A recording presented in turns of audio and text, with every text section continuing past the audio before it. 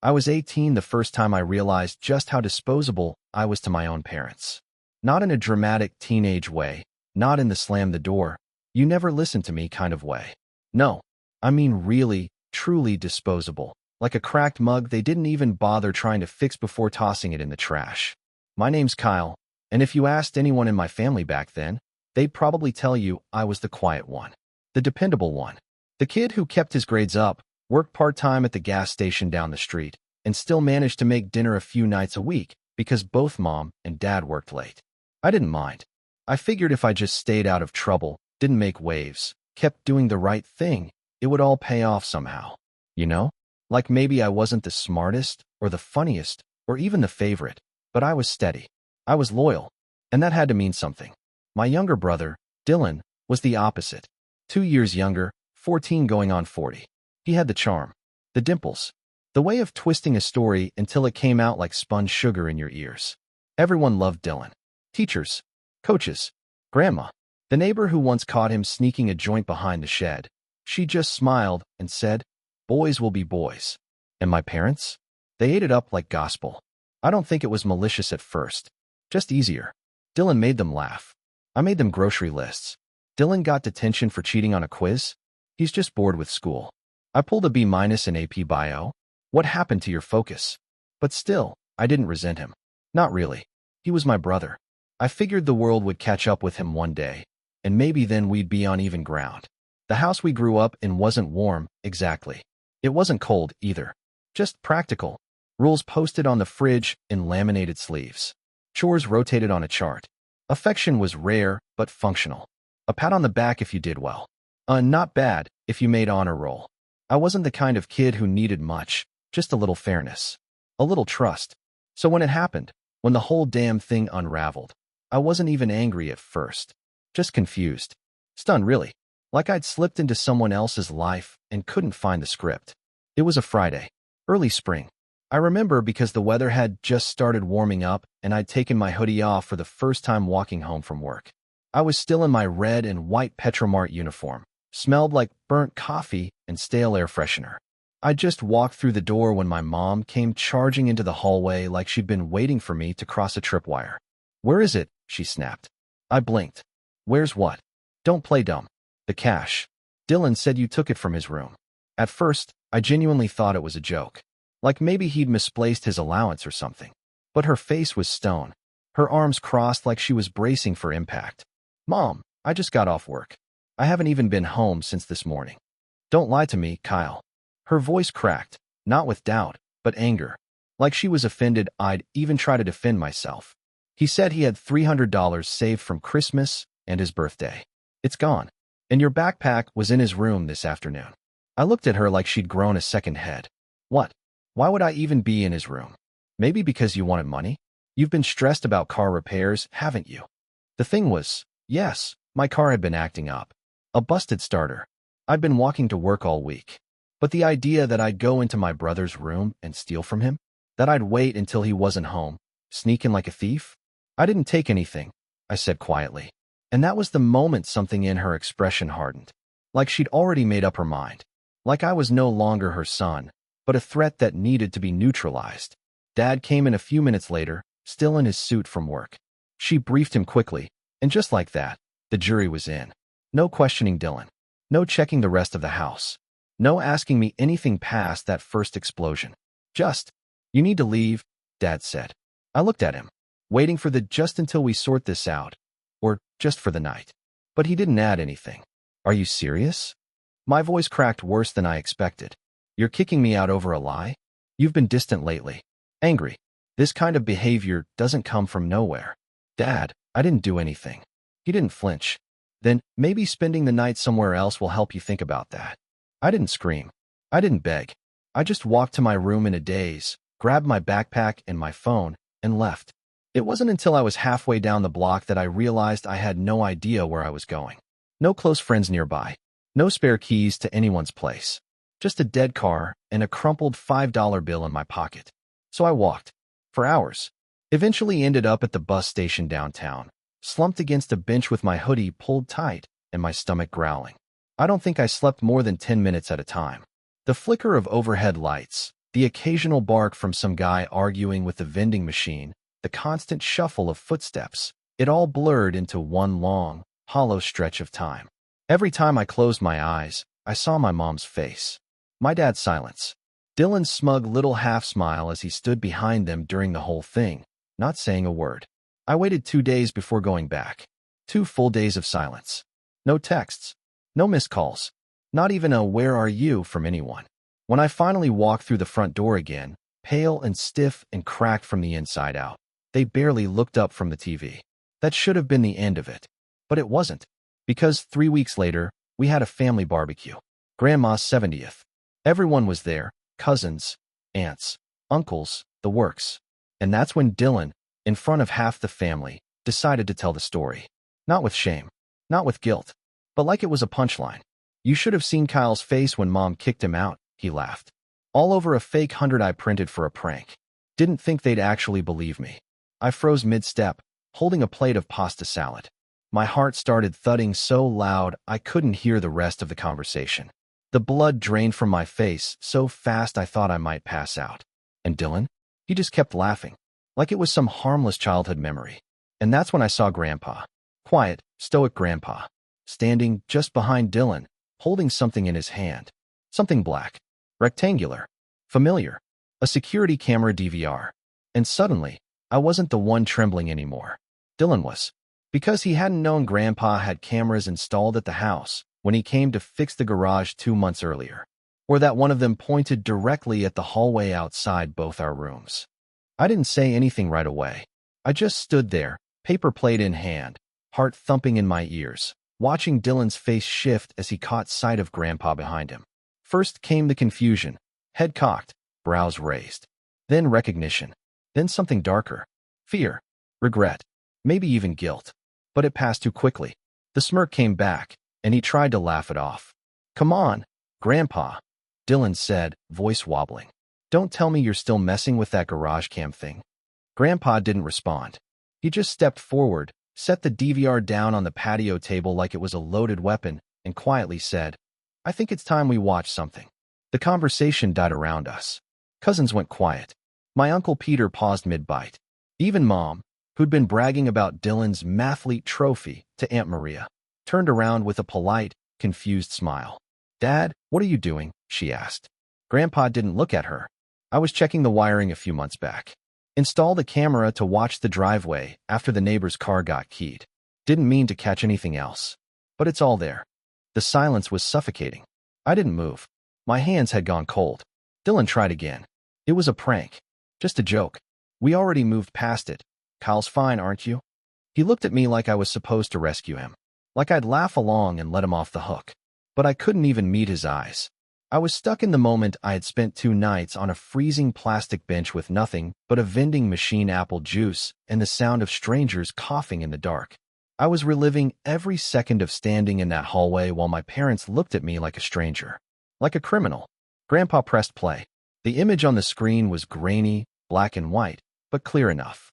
The camera showed the upstairs hallway. My backpack sitting by the stairs, exactly where I'd left it before work that day. Then Dylan appeared. Shirtless. Hair a mess. He tiptoed toward his room, glanced around, opened the zipper of my bag, pulled out one of his fake bills from a drawer in his room, and dropped it inside. He looked straight into the hallway, toward the camera, and grinned. Then he walked back to his room like nothing happened. Grandpa didn't say a word. Just let the silence stretch. The weight of it settled over the whole party. You could practically hear the collective shift, like everyone's mental image of Dylan had just tilted sideways and cracked. Dylan's voice was small. That's not what it looks like." But it was exactly what it looked like. I should have felt vindicated. I should have felt triumphant. Instead, I felt hollow. Like the damage had already been done and no amount of "I told you so" could fix it. My mom's face turned pale. Dad's jaw tightened, but he didn't say anything. Not even to me. Not yet. The barbecue fizzled out after that. People left early. Grandpa packed up the DVR and drove off without another word. Dylan disappeared inside, and I just stood there on the back porch for a long time, trying to decide whether to scream or cry or laugh like a lunatic. But that wasn't the breaking point. Not yet. That came later. Things didn't go back to normal. Not really. There were awkward apologies, stiff ones. Mom said things like, "We didn't have the full picture," and "You should have said something sooner." Dad mumbled something about stress at work, but none of it landed. None of it reached that part of me that had gone cold the night they shut the door in my face. Dylan didn't get punished. Not really. He got grounded for a week, but that just meant no Xbox. No family meeting. No consequences. No forced apology. He didn't even seem sorry. In fact, he started acting like he was the victim. Like he was the one who got betrayed because Grandpa spied on him. And my parents? They just wanted it to go away. Swept under the rug like everything else. "We need to move forward," my mom said one night at dinner, not looking me in the eye. As a family. But the damage had already carved deep. They didn't notice how quiet I became. How I stopped coming home right after work. How I spent hours in the library or wandering aimlessly through the mall just to avoid going home. They didn't notice when I dropped weight, when I started missing meals, when I turned down every attempt at small talk. They only noticed when I pushed back. One night, about a month later, Dylan came into my room without knocking. He threw a rolled-up sock at me, smirking like we were buddies again. "Hey, I need your laptop. Mine's dead." I didn't look up from my desk. "No," he scoffed. "Dude, come on. Just for an hour." I turned, slow. "You want my laptop? The guy you framed and got kicked out of the house." He rolled his eyes. "We're still on that." That was it. I stood up. "Get out." He raised his hands, mocking. Okay, geez." He backed out of the room, but not before muttering. "Still acting like a martyr, huh?" That night, I locked my door for the first time.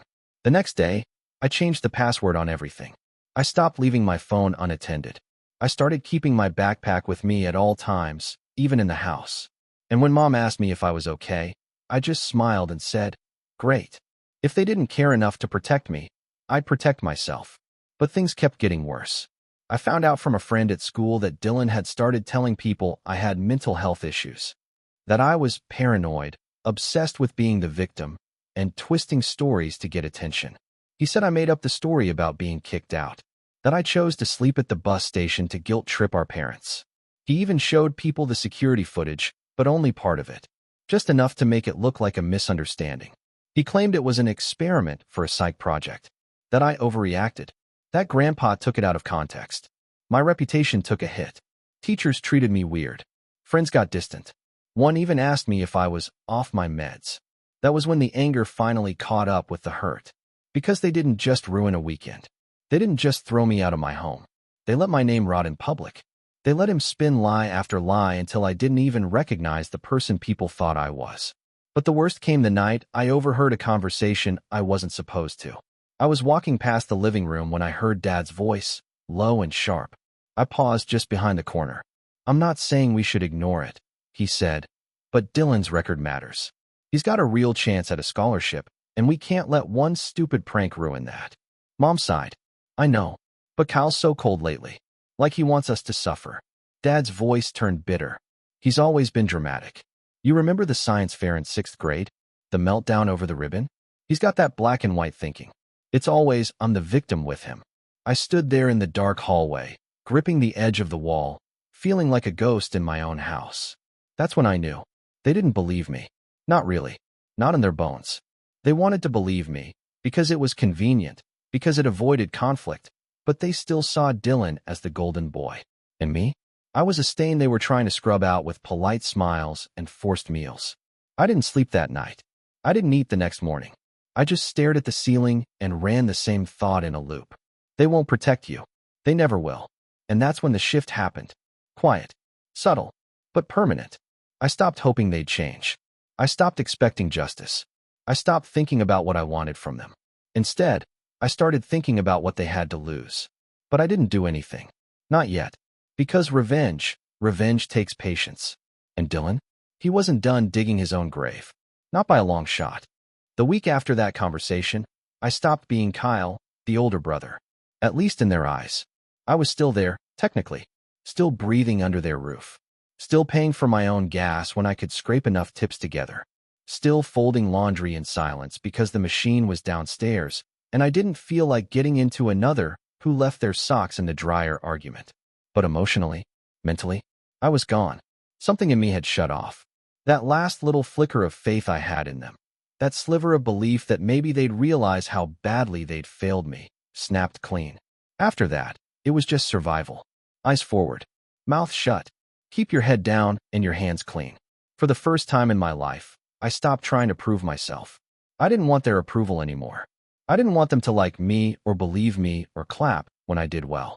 I wanted distance, space, a way out. And that's when the fall really started.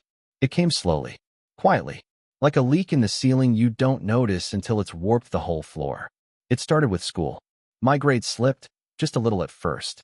I'd always been a straight A student, the kind who double-checked homework and showed up early for exams. But suddenly, I didn't care. I couldn't focus. I'd sit in class staring at the whiteboard, watching the letters blur into static. Teachers noticed. Some pulled me aside, asked if everything was okay. I said it was. They nodded and moved on. Then came work. I started showing up late, missing shifts, forgetting to stock the coolers or sweep the floor. My manager, Brian, an older guy with bad knees and a permanently exhausted voice, tried to give me chances. He liked me, or at least he used to. But eventually, even he had to cut me loose. "We're just not getting the same Kyle anymore," he said, patting my shoulder like he was sorry. I nodded, left my name tag on the counter, and walked out without a word. I didn't tell my parents I got fired. Didn't want to give them another reason to pretend they were disappointed in me. Not that they asked. As long as Dylan was doing well, captaining the math team, winning debate tournaments, flashing that charming grin, they didn't care what shadows I was disappearing into. I hit rock bottom a few weeks later.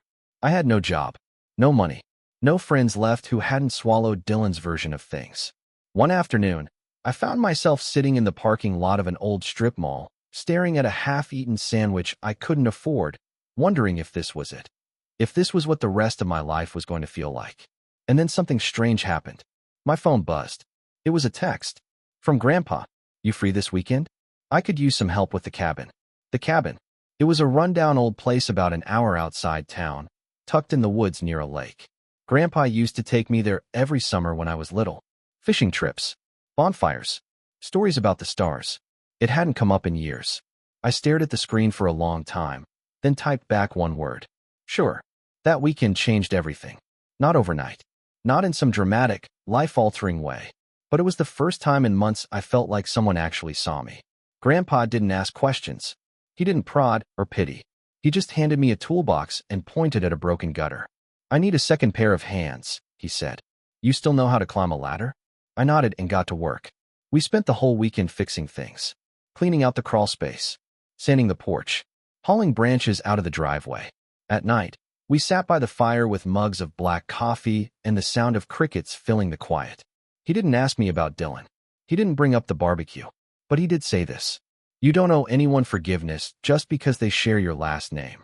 I didn't reply, just nodded slowly, staring into the flames. It was the first time I felt like my anger wasn't a burden. Like maybe I wasn't crazy. Like maybe I had a right to feel betrayed. That Sunday, before I left, Grandpa handed me a thick envelope. "It's not much," he said, "but it's enough to get the wheels turning." Inside were $500 in cash, a list of local job openings he'd circled in the newspaper, and a copy of the cabin key. "I want you to fix this place up. Use it. Stay here on weekends if you need to. Just build something for yourself. Away from them." I almost cried. Instead, I said, "Thank you," and meant it more than I'd meant anything in years. That was the beginning of the rise. I applied for 3 jobs that week. Got interviews at 2. Took a part-time gig working at a hardware store where the owner, a gruff woman named May, didn't care about my GPA or family drama, just that I showed up and didn't break things. The first paycheck wasn't much, but it was enough to refill my gas tank and buy new work boots. I started spending weekends at the cabin, cleaning it, painting it, replacing the busted windows one by one. I brought my own groceries, made my own meals, slept in my own bed. It wasn't fancy, but it was mine. I started reading again. Books I actually liked. Psychology, philosophy, home repair manuals. I even started journaling, something I'd always thought was dumb until I realized how much of my life I'd been bottling up. The journal became a safe place, a map of where I'd been and where I wanted to go. And slowly, things started clicking. I applied for a community college course in construction technology. Something practical, something I could do with my hands. Got in. Started classes in the evenings. Studied late into the night by candlelight when the power flickered at the cabin. No one knew. Not my parents. Not Dylan. I didn't tell them because I didn't need them to know. This was mine. Back at home, things were tense. Mom kept trying to pretend everything was normal. She'd ask how school was going, even though she had no idea I wasn't in the same program anymore. Dad barely spoke to me. And Dylan? Dylan had slipped back into his usual smug rhythm. Only now, there was an edge to it. A twitch in his confidence. Like he knew something had changed, but he couldn't quite put his finger on it. I didn't argue. I didn't push back. I let him believe I was still broken, still bitter, still stuck in the shadow he thought he cast over me. But I watched. I listened. And what I heard changed everything. It was late one night. I was in the kitchen, heating up leftovers, when I heard Dylan on the phone in the den. His voice was low, but the walls in our house weren't exactly soundproof. Yeah, but if I say he threatened me, Dylan was whispering, they'll have to take it seriously. He's already got the reputation. I just need someone to vouch for it. Pause. No, I'm not lying. I'm just exaggerating. Another pause. I don't care if he gets kicked out. Honestly, it's about time. He's just dragging everything down. I didn't move. Didn't breathe. I just stood there, bowl in hand, while something icy slid down my spine. He wasn't done. Not by a long shot. And now? Now he was planning to push me out completely. That night, I drove to the cabin and sat on the porch until sunrise. Because I realized something important. Dylan didn't just want attention. He didn't just want to be the favorite. He wanted to erase me. He wanted me gone, not just from the house, but from the story entirely. And for the first time in my life, I felt something shift deep in my chest. Not fear. Not sadness. Focus. He thought I was still the quiet older brother. But he had no idea who I'd become. I wasn't playing defense anymore. I was building something. And soon, I was going to show them all what that looked like.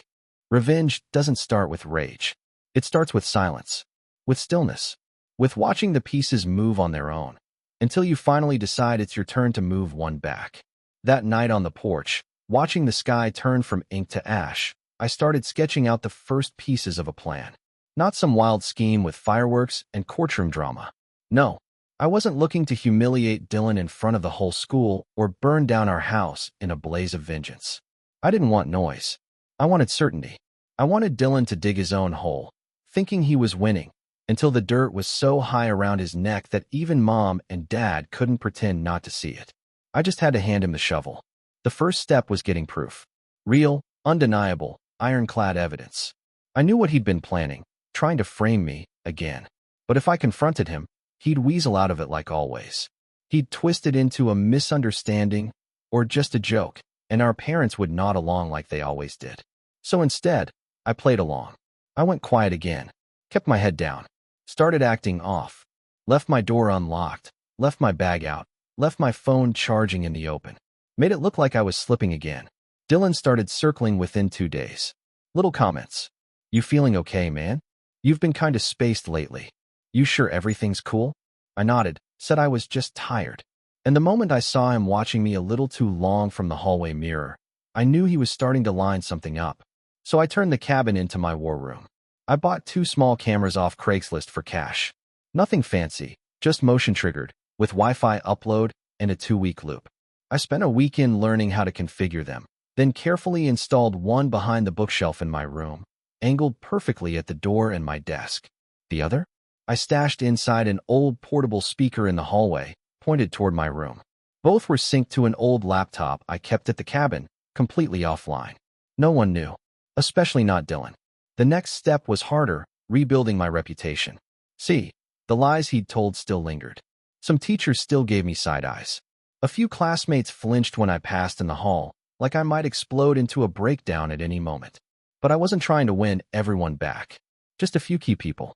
So I started showing up early to class, quietly offering help to the students who struggled, especially the ones Dylan had charmed and then ghosted when they stopped being useful. I volunteered at the school workshop after hours, helping refurbish old furniture with Mr. Henley, the shop teacher with hands like oak roots and a memory like a steel trap. I didn't talk much, didn't bring up my brother, just kept showing up. Reliable, consistent, useful. It took a few weeks, but the whispers started to change. Hey, Cal helped me with that trig homework. He's actually chill. Didn't know he was in the shop program. Dude smart. Even Mr. Henley, who hadn't said more than 3 words to me all year, gave me a nod one evening. Good hands. Steady. You ever think about an apprenticeship? I didn't say it out loud, but that was the moment I knew. I wasn't trapped anymore. I was building a way out. Now I just needed to give Dylan enough rope to hang himself. And, as usual, he delivered. About a month after the hallway recording, I came home late from the cabin one Sunday night. When I got to my room, my phone, normally locked and charging by my desk, was sitting on my pillow. Screen cracked. Battery low. And when I turned it on, half my apps were rearranged. Classic mistake. Amateur mistake. I didn't say anything. Just grabbed the speaker from the hallway, popped out the hidden card, and drove back to the cabin that night. The footage showed exactly what I expected. Dylan creeping into my room, checking the hallway first, picking up my phone, unlocking it. He'd been watching me type the code, opening apps, scrolling through my messages, taking photos of my journal, then pocketing the phone and disappearing for 20 minutes before dropping it back. I watched the clip 3 times. Then I made a copy, and another. Stored one on a flash drive taped to the back of a drawer at the hardware store. Uploaded one to cloud storage under a burner Gmail. Saved another on a hidden partition of Grandpa's old laptop. I wasn't going to lose this one. At that point, I was almost ready. But I needed one last thing, someone on the inside. Someone in the family who saw what was happening but wasn't too far gone to admit it. And that's when Aunt Melissa came back into the picture. She was my mom's younger sister. Used to live out of state, but moved back to town after her divorce. She showed up at family dinners again, a little older, a little rougher around the edges, but sharp. Always had a sixth sense for tension. One night, during a small dinner at Grandma's, she pulled me aside on the porch while everyone else was fawning over Dylan's Student of the Month plaque. "You look like you're planning something," she said, lighting a cigarette with one hand. "And I don't think I want to stop you." I raised an eyebrow. "That obvious?" She blew out a stream of smoke. "I know your brother. Always thought he was a snake in a varsity jacket." That was all I needed. I handed her a thumb drive the next day. "If anything happens to me," I said, "you make sure this gets shown to Grandpa." She took it without hesitation. "I'll do you one better," she said. "I'll keep it in my safe." Just like that, I had an ally. The final piece fell into place at a school fundraiser. Dylan was scheduled to give a short speech, something about student leadership and ambition. My parents were beaming. Mom had her phone ready to record. Dad had even ironed his shirt. They invited me to come, like they were offering me a crumb of dignity. I smiled, said sure. That night, I sat in the crowd, calm and patient. I watched Dylan step onto the stage with his polished charm, that practiced smile, that perfect posture. I even applauded with everyone else. Then, as he started speaking, I pulled out my phone, opened the Dropbox link, watched, in real time, as Dylan's face appeared on screen in black and white, creeping into my room, stealing my phone, smiling like the little king he thought he was. I watched it again. Then I texted the link to my mom, to my dad, and to every teacher Dylan had mentioned by name in his application essays. Then I turned off my phone, leaned back in my seat, and listened to him talk about integrity. It was almost poetic. And I wasn't done. Because that wasn't the revenge. That was just the ignition. The explosion was coming next. I left before the fundraiser ended. Not because I was scared. Because I'd already won. I slipped out of the auditorium just as Dylan hit the climax of his speech, some canned metaphor about rising together like a tide of ambition, and walked through the cold night air to my car. The cabin key sat in my pocket. The engine purred to life. And as I pulled out of the lot, I could already feel it beginning. The shift. It's a strange thing, knowing you've lit the fuse. That any minute now, the life someone built on lies is about to go up in smoke. And you won't have to raise your voice, throw a punch, or even be in the room when it happens. All you have to do is wait. The first fallout hit the next morning. I woke up in the cabin, birds chirping like they hadn't just witnessed a social nuclear detonation. I made coffee, showered, and sat out on the porch in flannel and boots while checking my email. For unread messages. 3 were from teachers. 1 was from Principal Hartley. Every message had the same undertone. "We need to talk about what we saw." Apparently, not long after Dylan's speech ended, my mom's phone had buzzed during the applause. She'd opened the video in full view of the parents seated beside her. Word spread quickly. Someone, a friend of a teacher, I think, projected the clip on the whiteboard during cleanup. Dylan never even made it off the school grounds before the whispers started. By morning, the video was everywhere. Teachers, students, scholarship committees, even the student council Discord server, where someone posted it under the caption, "Student of the Month caught acting like a Bond villain." Dylan didn't go to school that day, or the next, or the next. At home, my parents cracked. Dad stormed into my room Wednesday night, holding his phone like it was covered in acid.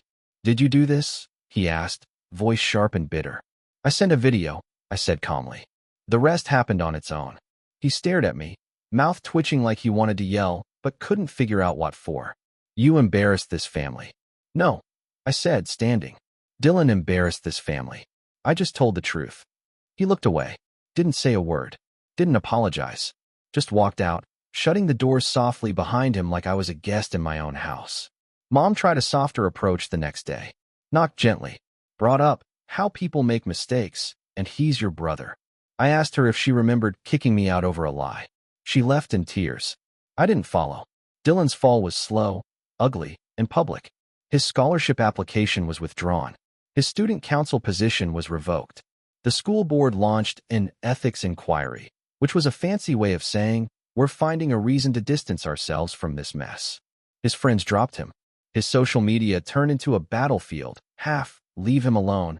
Half, "Wow, what a manipulative freak." But the worst came when Grandpa found out. Aunt Melissa handed him the original footage and the full audio of Dylan's hallway conversation, the one where he talked about framing me again. Grandpa didn't raise his voice, didn't rant. He just called a family meeting. Kitchen. Sunday. No excuses. Everyone showed up. Mom, Dad, Dylan, me. Aunt Melissa sat at the end of the table, sipping coffee with one eyebrow raised like she was watching a live episode of a true crime show. Grandpa stood. "I'm not here to mediate," he said, his voice low and even. "I'm here to set things right." He plugged in a flash drive, played the video again, this time on the living room TV. The full version, the hallway footage, the room footage, the audio of Dylan conspiring to smear me. All of it. No one spoke. When it ended, Dylan looked up with bloodshot eyes and whispered, "I didn't think it'd go this far." Grandpa stared him down. "You made it go this far." Then he turned to my parents. "You too," he said, pointing. "Owe Kyle more than an apology. You owe him your damn respect." Dad flinched like he'd been slapped. Mom burst into tears. From this point forward, Grandpa continued, "You don't get to pretend this didn't happen. You don't get to play neutral. You either own up to what you allowed, or you don't speak to me again." It was the only time I'd ever seen him furious. And yet, he didn't raise his voice once. He just stared at them. And for once, they had nothing to say. That night, I packed my things. Not in anger. Not in exile. Just done. Grandpa had already offered to let me stay at the cabin full-time. Aunt Melissa even offered her guest room if I ever wanted something closer to town. But I didn't want pity. I just wanted space. Before I left, Dad stood in the doorway, awkward and stiff. "We weren't trying to hurt you," he said. I shrugged, slinging my bag over my shoulder. "But you did." He lowered his head. "What happens now?" I looked him in the eye. "I live my life. You live yours." And then I walked out. Life got quiet after that. Peaceful even. I got a full-time job working construction under Mr. Henley's brother. Started saving money. Took night classes. Learned how to build walls, lay brick, pour concrete. Real, solid things. Things that stayed where you put them. Things that couldn't be twisted by someone else's lies.